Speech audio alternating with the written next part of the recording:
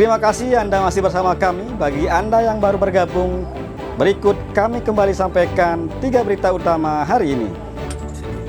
Berpotensi merusak lingkungan, warga dan aparat di Lombok Tengah menutup lokasi tambak emas di Desa Kuta.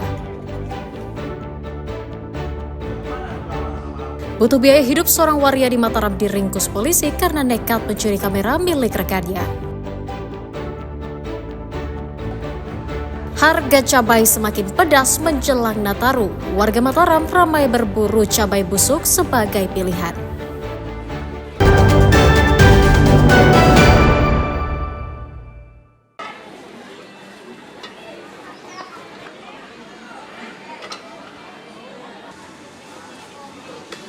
Menjelang libur Natal dan Tahun Baru, harga cabai dan tomat di sejumlah pasar tradisional di Kota Mataram terus merangkak naik. Di Pasar Induk Mandalika, cabai rawit dijual Rp75.000 per kilogram, naik lebih dari 100% dari harga sebelumnya yang hanya Rp35.000 per kilogram. Sementara cabai merah besar naik Rp5.000 menjadi Rp35.000 per kilogram. Tomat naik dari Rp6.000 menjadi Rp10.000 per kilogram. Naiknya harga cabai membuat warga ramai membeli cabai layu atau yang hampir busuk karena harganya terjangkau hanya Rp15.000 per kilogram. Kenaikan harga dipicu minimnya pasokan dari petani karena cuaca ekstrim yang membuat hasil panen menurun. Tak hanya membuat konsumen bingung, kenaikan harga cabai juga membuat pedagang pusing karena omsetnya turun hingga 50%. Harga cabai turun naik, harga udah 60, udah 65, udah 70, udah 75. Turun lagi ke 65. Sekarang berapa? Kemarin 2 hari lalu 75, 70. Sekarang 65, 60. Kalau cabai besar? Cabai besar 30. Itu per kilo. Kenapa kira-kira itu? Kadang dikirim. Cuacanya kan panas, hujan, turun. Cepat rusak sekarang cabai besar. Pedagang memprediksi kenaikan harga pangan dan bumbu dapur akan terus terjadi hingga Tahun Baru nanti karena terhambatnya pasokan pangan ke pasaran di musim cuaca ekstrim. Ini Kusuma dan Riyadi Suhi melaporkan dari Kota Mataram.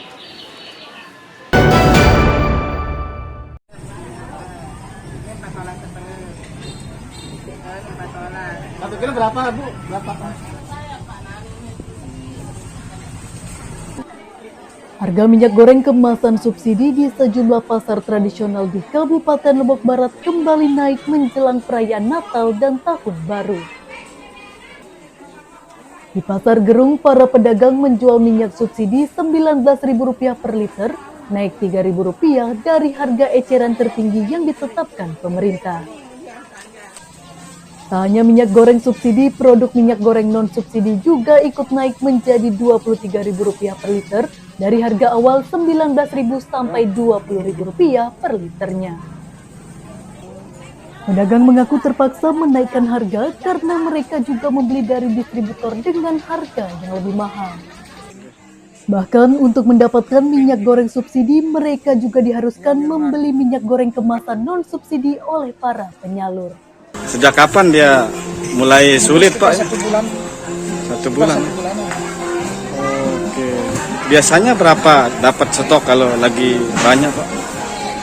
Karena kita akan nyari sih kan yang hampir banyak ini ada. Oke.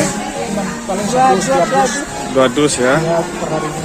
Terus harganya 20. naik ya harganya berarti ya? Barangnya juga limit ya kalau dari sebulan yang lalu. Oke. Sebulan lalu sudah sulit ya minyak itu. Sudah kita tahu sulit. Paling banyak berapa dapatnya, Bu, sekarang? Apa? Minyak 5 dus. Biasanya berapa? Biasanya yang 25, 30 itu.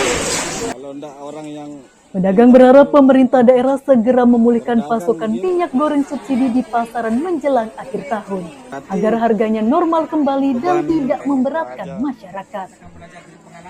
Hairul Amri dan Riyadi Sulhi melaporkan dari Kabupaten Lombok Barat.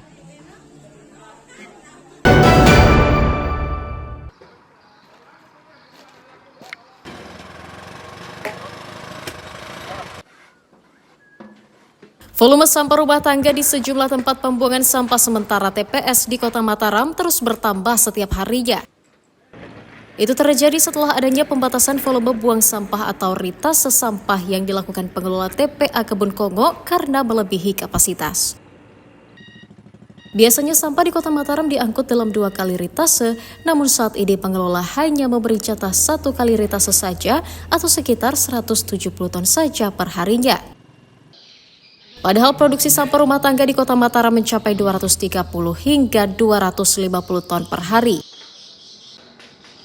Tidak terangkutnya sekitar 80 ton sampah setiap harinya ke TPA menyebabkan TPS di Kota Mataram menjadi penuh sehingga menimbulkan persoalan baru. Kalau ritase kan sudah jelas, itu tidak mungkin.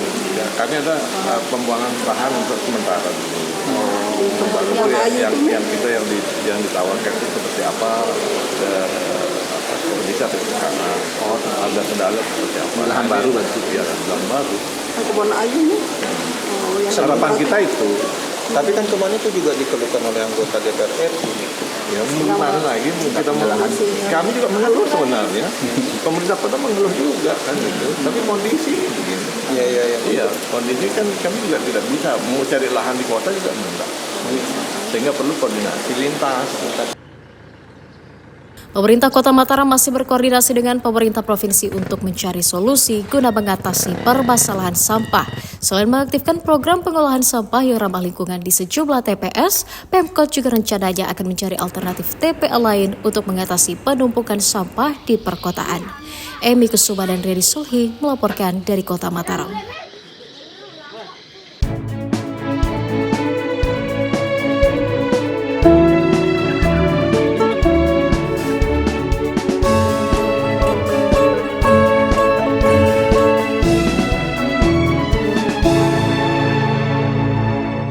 Informasi tadi sekaligus menutup perjumpaan kita di Berita Daerah hari ini. Jangan lupa subscribe channel YouTube Liputan 6 SCTP Daerah. Atas nama rekan yang bertugas, saya Hairul Amri berterima kasih atas kebersamaan Anda. Selamat beraktivitas dan sampai jumpa.